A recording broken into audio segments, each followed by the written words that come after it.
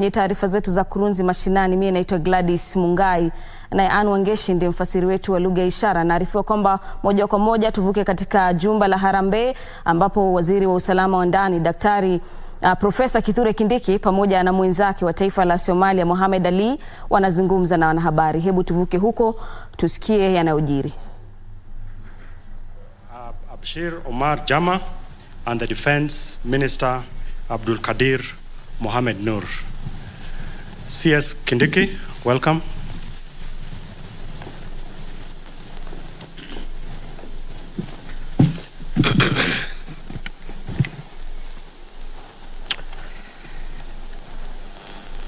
Good afternoon.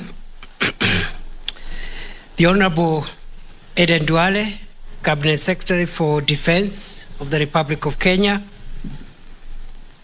Excellencies Mohamed Sheikh Ali, Minister for Internal Security of the Federal Republic of Somalia, Abdul Kadir Nur, Minister for Defense, Federal Republic of Somalia, and Excellency Minister Omar Jama, Abshir, Minister for Foreign Affairs, Federal Republic of Somalia, senior government officials from the Republic of Kenya and the Federal Republic of Somalia. We have the Regional Director of the International Organization for Migration and other senior government officials from the ministries of Interior, Defense and Foreign Affairs of Kenya and the counterpart ministries of Somalia. Ladies and gentlemen, let me begin by welcoming each one of you to the Ministry of Interior and National Administration, which is domiciled here at the Office of the President. Your presence and participation in this meeting are of vital importance to the two countries as we continue to deepen our partnerships and cooperation between our two nations. Kenya and Somalia are continuously experiencing both intra- and interstate threats in terms of our security, mainly emanating from the terror group Al-Shabaab, with increased prevalence along our common border, running from Mandera all the way south to Lamu. This group has been instilling fear, despondence, and anxiety among our people by undertaking various terror activities, most of which are in the public domain. They perpetuate these nefarious activities by recruiting our youths, using all manner of enticements and radicalization. The climax of the process is a huge and critical mass of radicalized youths. The governments of our two countries have over the years played a significant role in the geopolitics of the East and Horn of Africa region, but also in terms of commerce, trade, and security. These achievements have been realized despite the region experiencing significant terror threats and the attendant risks to the people and infrastructure. These acts of terror have the effect of undermining peace, security, and stability at both our national and regional levels. Ladies and gentlemen, this morning I am glad to report that a high-level ministerial meeting was successfully held between the two countries to appreciate the challenges posed by cross-border crime and threats that include violent extremism, organized crime, irregular migration, transnational terrorism, and other related security concerns. The deliberations noted the need to enhance cooperation and partnership between our two brotherly neighboring countries, purpose to address the challenges to foster regional integration. The government of Kenya and the government of Somalia both recognize and commends the complementary role played by development partners in the fight against terror, violent extremism, cross-border organized crime, in addition to value addition to efforts to maintain peace and security in this region. We wish to affirm our commitment as the government of Kenya of our continuous engagement with our development partners to ensure that our common objective of safety for all our people, communities, and the world at large is achieved. In the spirit of partnership and cooperation, and in recognition of the fact that border communities in both countries have common cultural, religious, and socio-economic variables, the two governments are in agreement on the following. One, the need to strengthen cross-border communication and information sharing. Two, the need to develop modalities of addressing cross-border challenges and acknowledge that many of the security threats faced by our two countries are transnational in nature and require coordinated and comprehensive response. Three, the need to pursue and develop collaboration mechanisms for immigration and border management. And three, the need to enhance border infrastructure management and capacity. Ladies and gentlemen, it is for this reason that I affirm that the government of Kenya will continue to engage with the federal government of Somalia to develop and implement joint approaches and strategies cutting across socioeconomic and security issues in order to stabilize our respective countries and the region to allow socioeconomic development of our respective countries. Ladies and gentlemen, going forward, our two countries are in agreement on setting up modalities to implement the measures outlined in our outcome document, which we have signed a few minutes ago, and to bilaterally review and evaluate progress to ensure the continued effectiveness of the joint efforts. Consequently, after today, the 15th May 2023, our two countries separately will undertake internal consultations and determine processes that are to move into strategies of securing gains made through our partnership with a view of expanding the scope of our cooperation.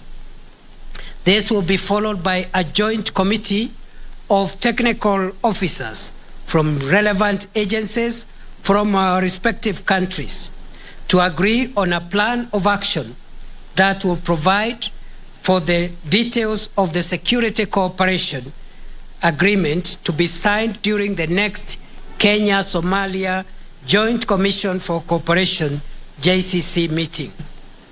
Ladies and gentlemen, it is at this stage that I want to say that among the commitments that we've made are the signing of an outcome document which lays the roadmap of where we are going from here. Secondly, we have been able to agree to review the arrangements in place to make it easier for our people to move a bit more freely by relooking at the visa procedures to make sure as much as possible we restore free movement of people and make it easy for people to integrate freely.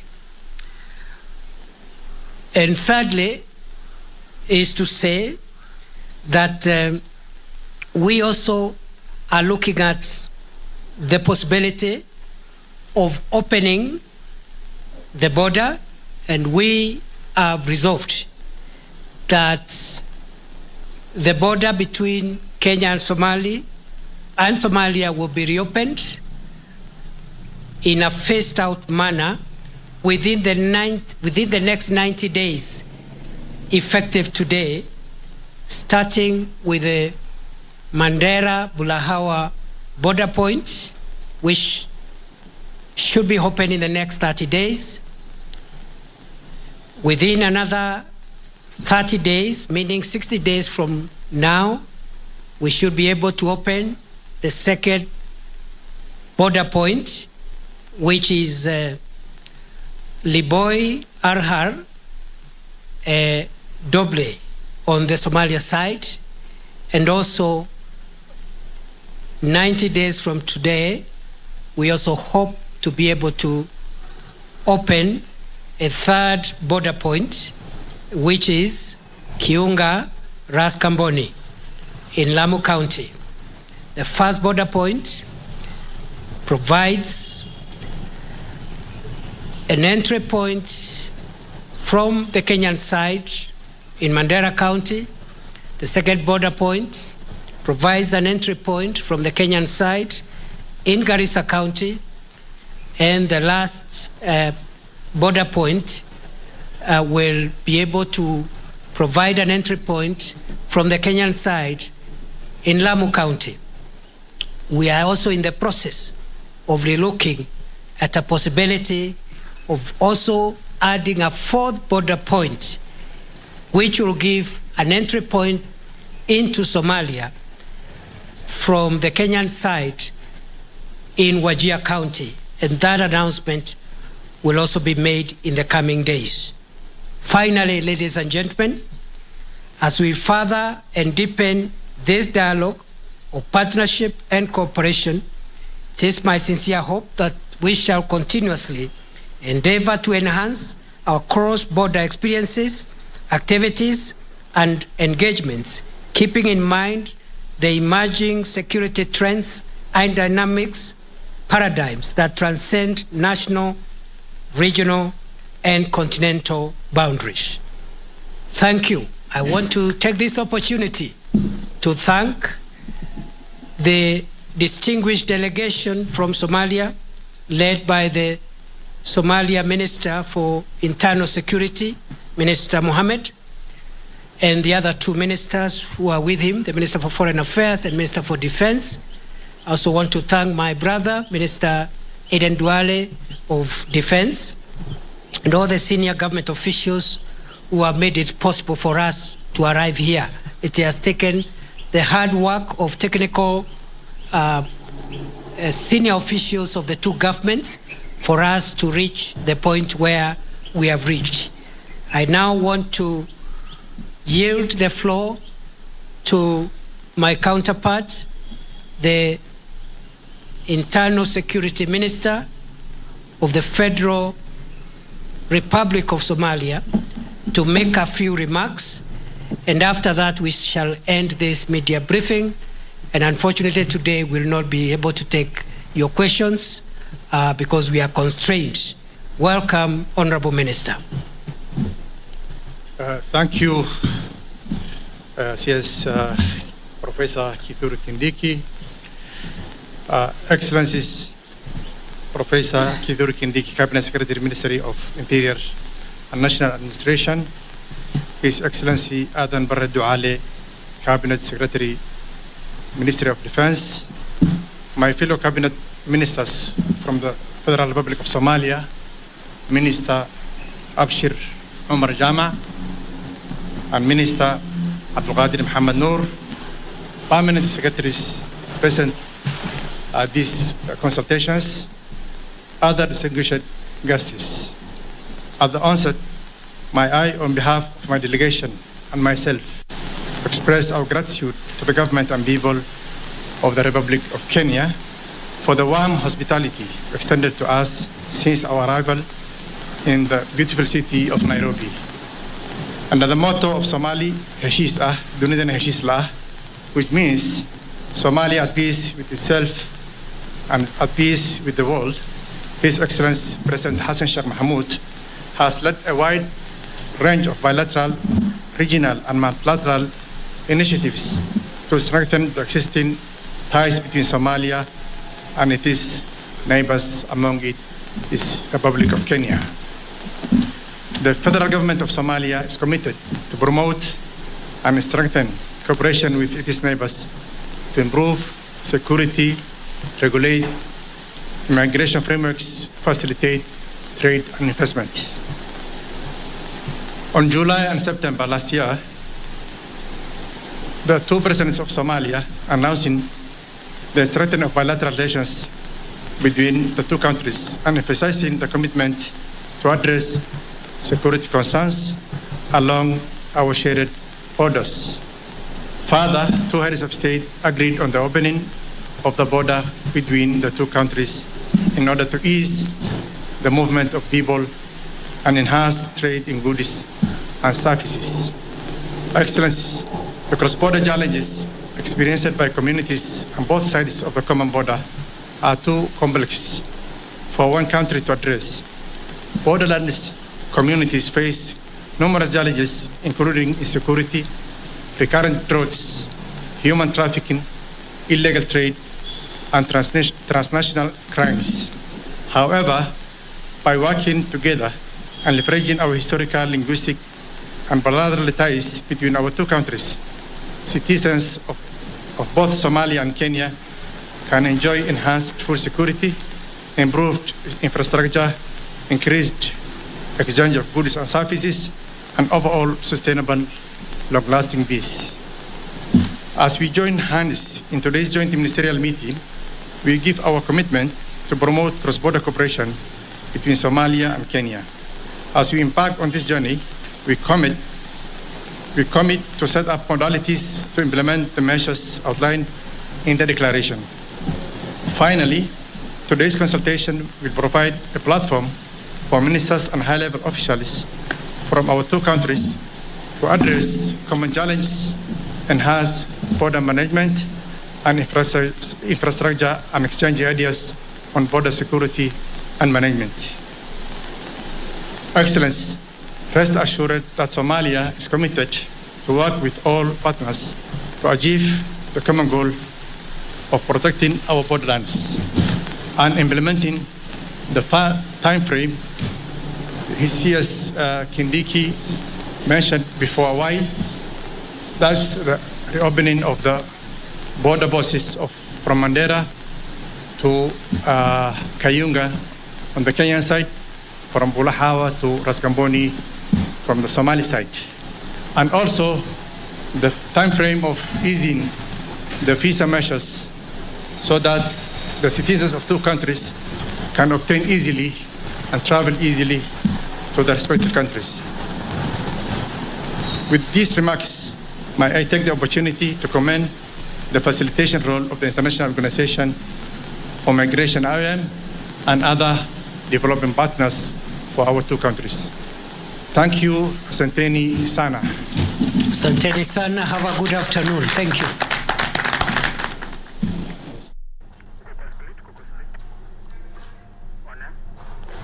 Mtazamaji, huyo ni waziri wa usalama wa ndani Profesa Kithure Kindiki na mwenzake wa taifa la Somalia Mohamed Sheikh Ali wakizungumza kuhusiana na yale ambayo wameyafikiwa kuhusiana na kuboresha masuala ya usalama baina ya mataifa haya mawili. Na kwa kifupi tu ni kwamba mataifa mawili kati ya Kenya na Somalia wamekubaliana kuboresha masuala ya usalama, na pia boda baina ya Kenya na Somalia itakuwa inafunguliwa kuanzia siku 30 hivi hadi siku 90.